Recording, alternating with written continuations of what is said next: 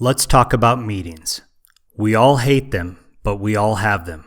Let's discuss information flow and ways to get the most out of every meeting you go to.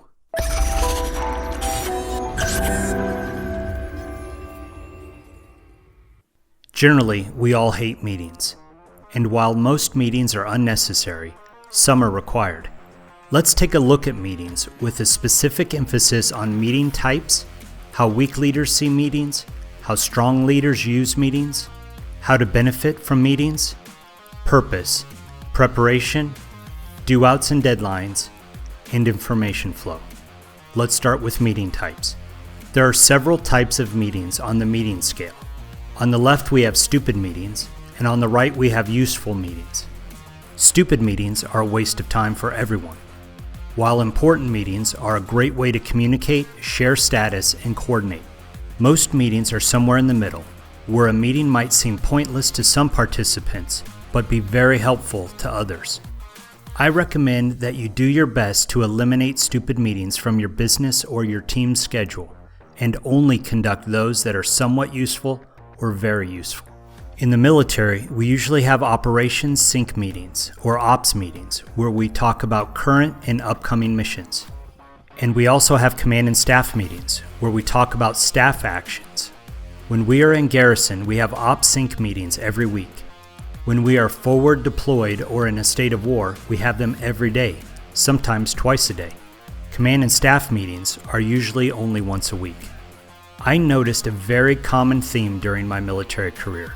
Weak leaders use meetings to learn and to prepare for future engagements with their boss, while competent leaders use meetings to coordinate and help the unit.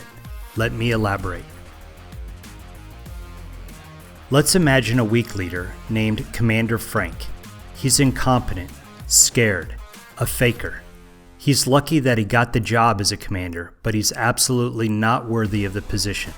Sometimes these weak leaders are jerks, and sometimes they're nice. But either way, they only care about looking good in front of their boss. So they use meetings to learn as much as they can to prepare just in case their boss asks them a question. They do this out of fear so that they never appear incompetent. You can see and hear this in the type of questions that they ask. Everything is designed so that they know what and how to answer in case their boss asks a question. Weak leaders also like to get briefed. They see meetings as a way for them to learn. They don't see meetings as a tool for sharing information and making coordination. So if your meeting requires briefing your boss, it's going to start off with Sir, Sergeant Major, or Ma'am, Master Chief. Or if it's addressed only to the boss, Sir, Ma'am, then likely you have a weak leader. But if the purpose of the meeting is to share information and to coordinate, then you brief your fellow colleagues, not the boss. And these briefings start out with ladies and gentlemen. Strong leaders use meetings to share information and to coordinate. It's not about briefing the boss. It's about cross-communication and coordination with the various staff representatives and leaders so that the team is progressing and moving forward with all of its initiatives. If you have to go to a stupid meeting, then make sure to multitask during that meeting. Don't be disrespectful, but use that wasteful time to do something productive. Every 2 weeks in my current job, I go to a 2-hour stupid meeting. So I bring scratch paper and I organize my future projects, and I add to my list for future videos for Life as a Special Operation. But if you happen to be going to an effective meeting, then get more out of it by having a purpose for each meeting. Make sure that you get the approval you need, or a deadline, or make that essential coordination. I recommend that you always have a purpose and a goal for every meeting you attend, and don't leave the meeting until your purpose is accomplished.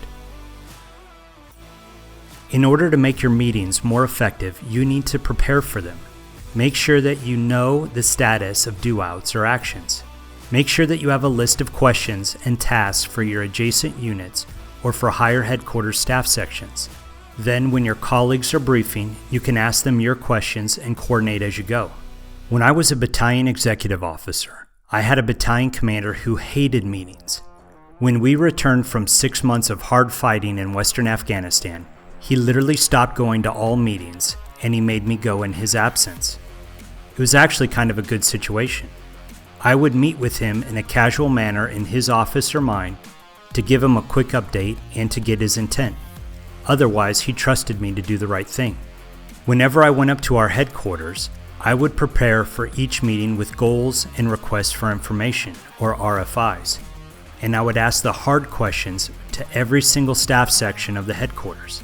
The staff officers on the group headquarters started to hate me because I asked the hard questions, and I knew the status better than any of them.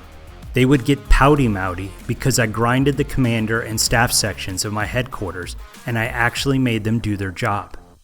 For me, it was all about getting money and funding and more equipment and better missions for the boys. I always recommend that someone at the meeting keeps a list of do-outs. A do-out is an item that was discussed that still needs a decision or still needs to be coordinated or complete. At the end of the meeting, somebody responsible can read out all of the do-outs. Or better yet, each staff section can backbrief all of the do-outs that they have for their section. I also always recommend that every do-out needs a deadline.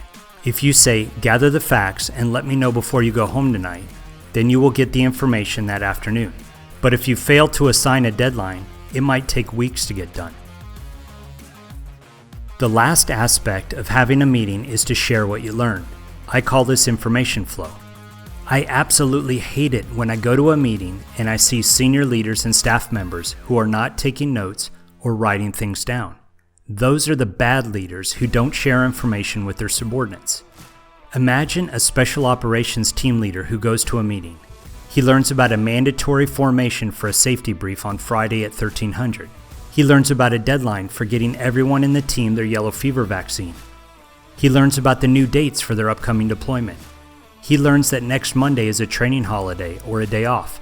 Now imagine that he never takes notes and he doesn't share this information or backbrief his team about what he's learned. Of course, this is absurd. A good leader takes notes and he shares information. Since retiring from Special Forces, I have been shocked how often I've been in civilian meetings where leaders and managers do not take notes and they don't share information with their subordinates. This is really sad. Not everything discussed in a meeting needs to be forwarded down the chain of command, but for sure, some information could and should be shared with your subordinates. Okay, there you have it. My recommendations on how to identify and endure stupid meetings and how to get the most out of good meetings. I hope that you are now better able to coordinate, not brief, have a purpose for every engagement, identify do-outs with deadlines, and share important information with the rest of your team. Thanks for watching. Don't forget to subscribe if you want to keep on learning and to forward this video to a friend who needs to see this. Life is a special operation. Are you ready for it?